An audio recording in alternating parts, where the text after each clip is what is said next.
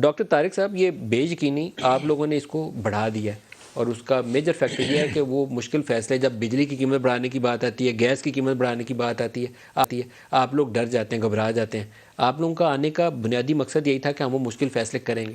کب تک اس طرح بے یقینی رکھیں گے؟ ملک صاحب، مشکل فیصلے ہم نے ضرور کیے ہیں، لیکن میں سمجھتا ہوں کہ چونکہ عوام سے ظاہر براہ راست تعلق ہوتا ہے، اب عوام کی بھی جو کیفیت ہے، اب مزید ان پہ بوجھ ڈالنا وہ بھی ایک بہت ناممکن بات ہو گئی ہے۔ میرا خیال ہے عوام کی بھی اب وہ جسے کہتے ہیں نا کہ بس ہو گئی ہے۔ اب مزید اگر آپ پیٹرول مہنگا کر دیں، مزید آپ بجلی کی قیمت بڑھا دیں، سوئی گیس کی قیمت بڑھا دیں، اشیاء خرد و نوش جیسے آپ نے خود ابھی کہا ان کی قیمتیں بڑھا دیں، تو عوام کی بھی اب بس میں نہیں ہے۔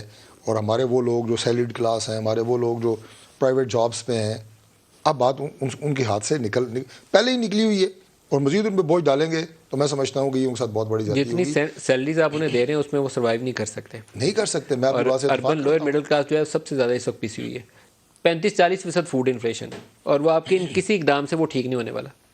بالکل ایسا ہی ہے۔ یہی وہ باتیں جن کو مد نظر رکھ کے مزید جو ہے وہ مہنگائی کرنا یا مزید براہ راست ان پہ بوجھ وہ ڈالنا 4,500 یہ ارب بہت کا مشکل سرکولر ہے۔ ڈیٹ بھی تو وہ یہاں تک اب ہمارے سانس روک اب دیا۔ اس کے بیچ میں سے کیسے راستہ نکالنا ہے، جو کہ بہت مشکل کام ہے، وہ دیکھنے والی بات ہے۔ اور آپ نے بالکل رائٹلی یو سیڈ کہ اس وقت جو ہمارے لیے چیلنج ہے گورنمنٹ کے لیے، اور خاص طور پہ جو معاشی معاملات کا چیلنج ہے، اس سے ٹیکل کرنا یہ سب سے بڑا چیلنج ہے اس وقت۔ پاکستان کی سروائیول اس سے جڑی ہوئی ہے۔ وہ اگر ٹھیک ہوتا ہے تو اللہ کے فضل سے ملک آگے بڑھتا ہے۔ اور میں پھر ایک چھوٹی سی بات اور جو کہ سب سے امپورٹنٹ ہے وہ یہ کروں گا، جو آپ نے ابھی پروگرام میں ابتدائی گفتگو میں جس ایشو پہ بات کی، وہ ایشو سے ریلیٹڈ نہیں ہے، لیکن ملک کے اندر ایک پولیٹیکل سٹیبلٹی، ملک کے اندر استحکام، ملک کے اندر کوئی رواداری، ملک کے اندر کوئی اداروں کا، سسٹم کا اور پولیٹیکل پارٹیز کا کسی آپ یہ کہیں کہ سیم ڈائریکشن میں موو کرنا، یہ وہ ساری چیزیں ہوتی ہیں کہ جو کہ آپ کے تمام جو بین الاقوامی آپ کے ڈونرز ہیں، فائنینسرز ہیں، مالیاتی ادارے ہیں،